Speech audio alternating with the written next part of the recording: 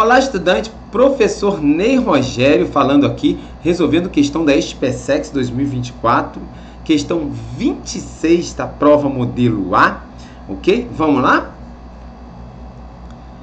Em uma região plana do espaço, há um campo elétrico uniforme E. A região foi mapeada com os eixos cartesianos x, y. Duas cargas pontiformes Q1 e Q2 estão fixadas nesse plano e uma terceira carga Q3 é abandonada em um ponto do plano, de modo que fique em repouso sob a ação exclusiva das forças elétricas. Então, Q1 e Q2 são fixadas nesse plano e uma terceira é abandonada aqui, de modo que ela fique em repouso sob a ação exclusiva das forças elétricas. As respectivas coordenadas das cargas estão representadas no desenho abaixo. Podemos afirmar que E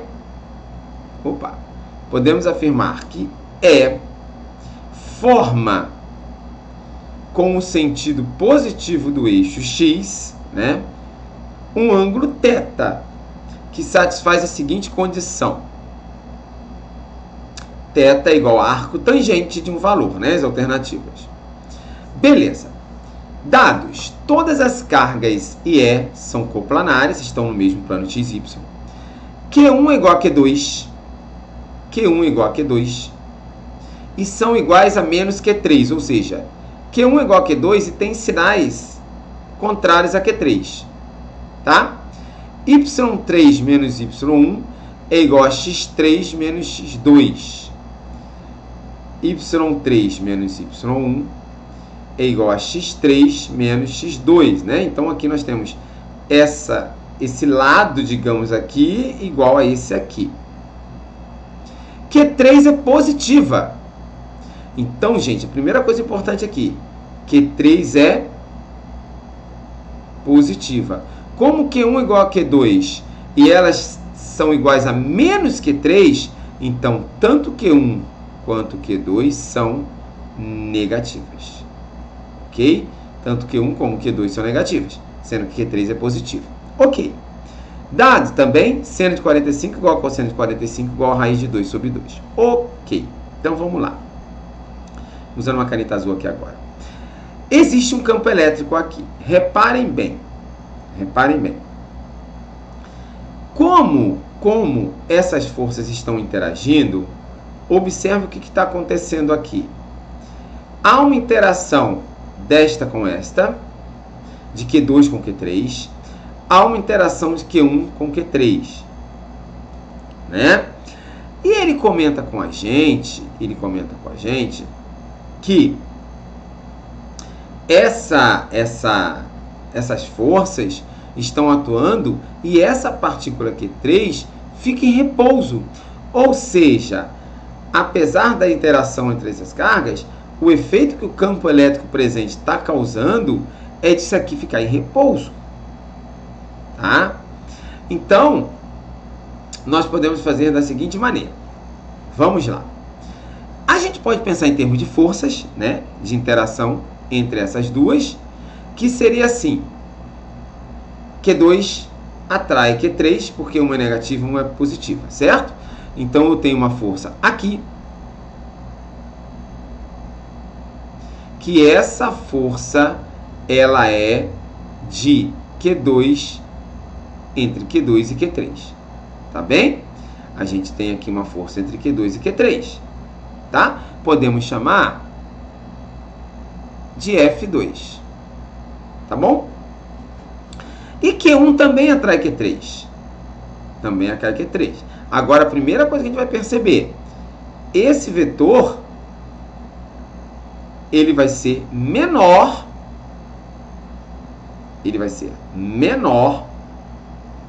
do que aquele. Poxa, professor, mas por que ele vai ser menor? Vamos chamar isso aqui de F1, é a força de F1 com F3. Por que ele vai ser menor? Porque, repara, lembra da força de Coulomb, da lei de Coulomb? F é igual a K, Q1, Q2, sobre a distância ao quadrado. Não é verdade? Essa é a fórmula da lei de Coulomb. Aqui eu tenho uma distância, que eu posso chamar de D, né? Só que aqui, ó, eu tenho uma distância maior. Como esse lado é igual a esse, eu posso olhar um quadrado aqui e já posso afirmar que aqui eu tenho uma distância D raiz de 2. Concordam? Então aqui eu tenho D, aqui eu tenho D raiz de 2. De forma que se eu fizer F2 e F1, olha o que acontece. Vou fazer aqui no cantinho, ó. F2 seria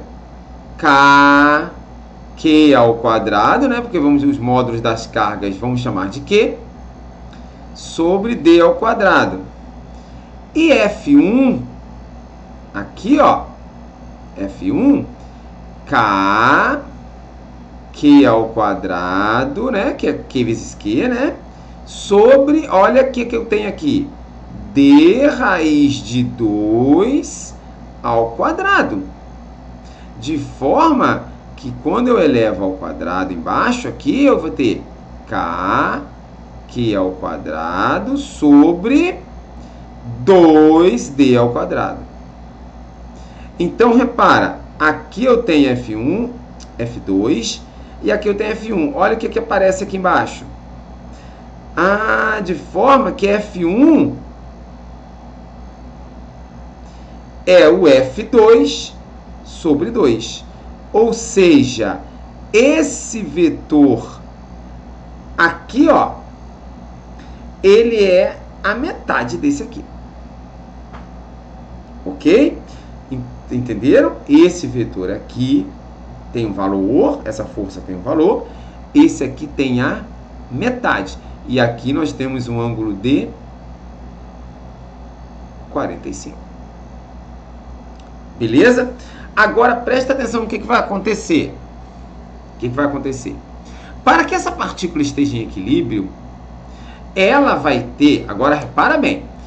Como esses dois vetores estão atuando aqui, ó, vamos à resultante. Olha o que acontece aqui. Vai existir uma resultante. Regra do paralelogramo, ok? Vai existir uma resultante para cá. Um F resultante da interação dessas duas aqui. O que tem que acontecer? Para que esse sistema permaneça em repouso, essa partícula permaneça em repouso, a presença do campo elétrico E que está aqui, ele tem que provocar uma força contrária a essa aqui.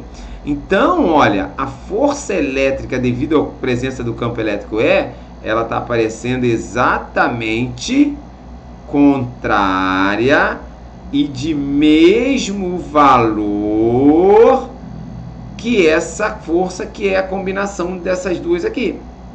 Então, daqui eu já posso afirmar que como essa carga é positiva, ela é sempre empurrada, quando ela é colocada no campo elétrico, ela vai sofrer a força elétrica no mesmo sentido do campo. Então, essa força que está agindo devido à presença do campo elétrico uniforme essa força está atuando para cá, para equilibrar aquela outra lá, né? Logo, esse campo elétrico, ele está apontando nessa direção e nesse sentido aqui, ó. Esse aqui é o campo elétrico. Porque a força elétrica que está atuando aqui, para equilibrar essa ação das outras duas, ela vai ter a mesma direção aqui e o mesmo sentido do campo elétrico. Logo, esse campo elétrico também está aqui. Tá? Então, aqui apareceu uma força elétrica devido à presença do campo uniforme, que equilibra essa resultante da interação das duas cargas, e esse campo logo está para cá também. Então, agora nós podemos achar, né, o ângulo θ aqui, ó, em relação ao eixo X, ó. Vamos achar agora aqui, ó, esse θ aqui, ó. Claro que eu vou aumentar essa figura, ok? Agora vamos lá. Repara bem. Vamos aumentar essa figura aqui. Vou subir um pouquinho, tá? O quadro. Agora, ó, nós vamos subir o máximo que a gente puder. Repara o que nós vamos fazer agora aqui. Observa. O que eu tinha? Eu tinha um vetor. Vamos lá. Um vetor F para cá. Vou fazer bem grande, tá? Para todo mundo enxergar direitinho o que vai acontecer aqui. Ele é bem horizontal, né? Aqui pra gente. Deixa eu botar ele bem horizontal. Espera aí. Ó, eu tenho um vetor F para cá. A 45 graus com ele, eu tinha um vetor F sobre 2. Então, vamos desenhar aqui, ó. Eu tinha um vetor F para cá, uma força F para cá, e aqui eu tinha uma força que era a metade. Ou seja, ali nós tínhamos chamado de F2, que era a interação dessas duas cargas, e aqui F1. Sendo que como F2 era o dobro de F1, eu tenho uma força F aqui, uma força F sobre 2 aqui, e um ângulo de 45 graus aqui. Ok? Essa resultante, ela faz isso, ó. Ela faz isso.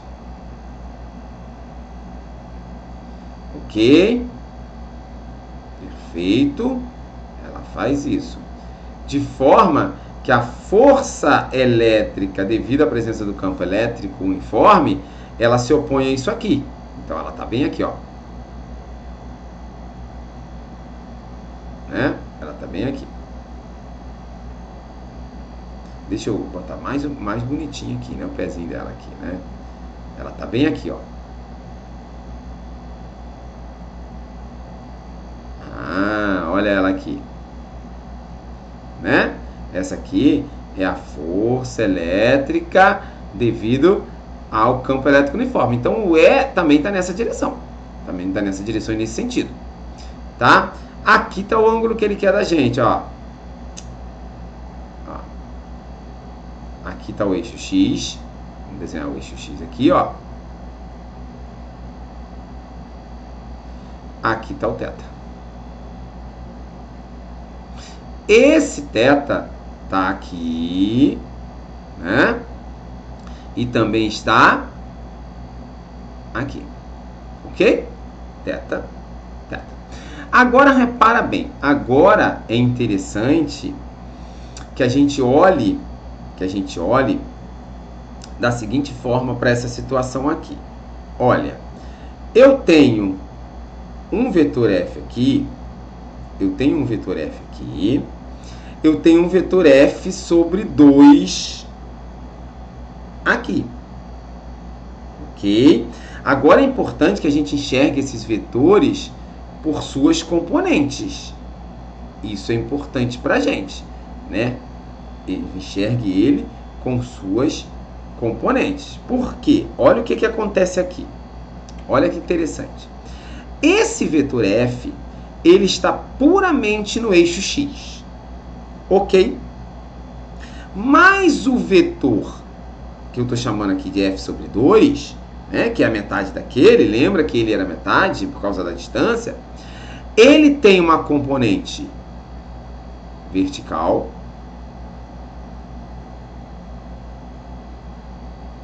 e ele tem uma componente horizontal. Não é verdade? Ele tem uma componente vertical e uma componente horizontal. De forma que esse vetor resultante, se a gente olhar, ó, vou desenhar aqui um triângulo, você vai enxergar esse triângulo e vai achar tranquilo agora, ó.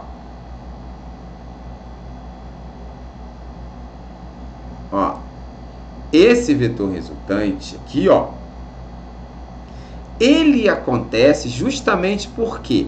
Porque a gente tem essa componente do vetor F sobre 2, que está aqui.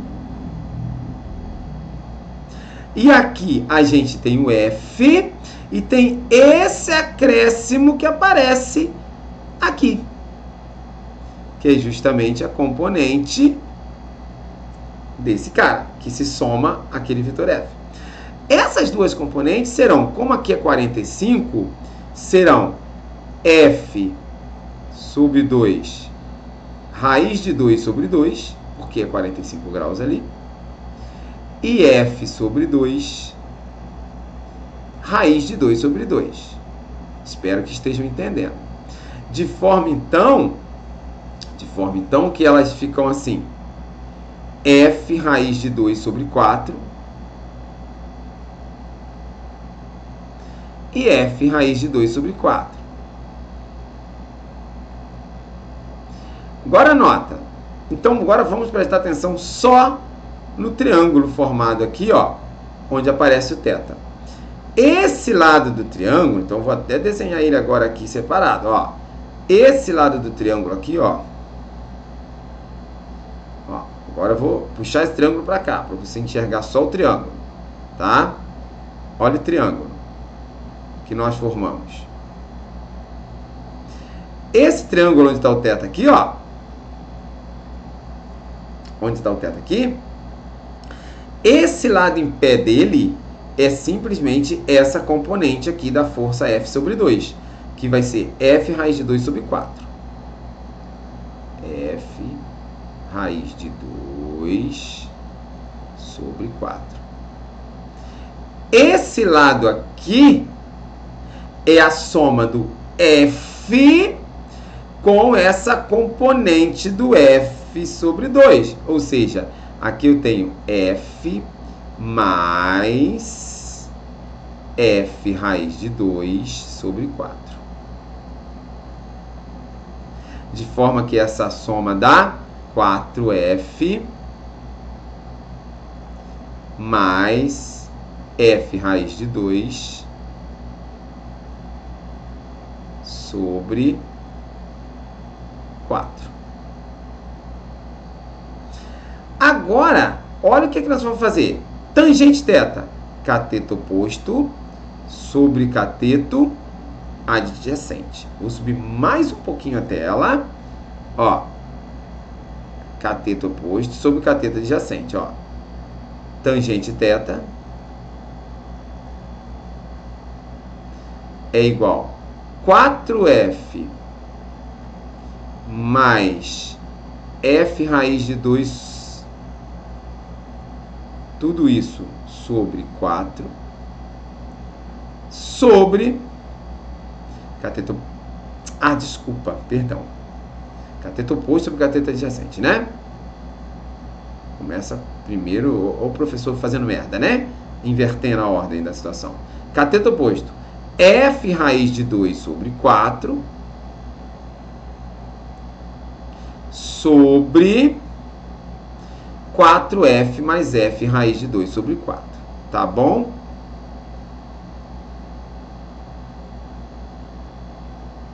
Cara, aqui vai dar para simplificar um monte de coisa, não é?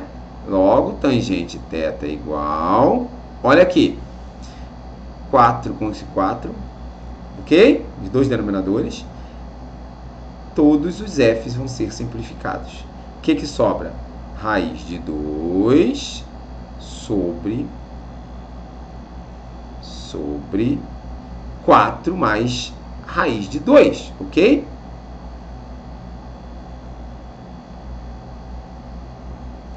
Se nós formos racionalizar aqui, nós vamos multiplicar tanto em cima quanto embaixo por 4 menos raiz de 2, ok? 4 menos raiz de 2. Vamos ver o que vai acontecer? Racionalizando, nós vamos ter que a tangente θ vai ser 4 raiz de 2, né? Menos 2 sobre quadrado do primeiro menos quadrado do segundo. 16 menos 2, 14. Se nós simplificarmos em cima e embaixo por 2, chegaremos que tangente θ é 2 raiz de 2 menos 1, estamos simplificando por 2, sobre 7. De forma que θ tá?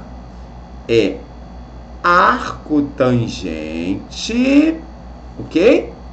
De 2 raiz de 2 menos 1 sobre 7. Olha onde nós chegamos aqui.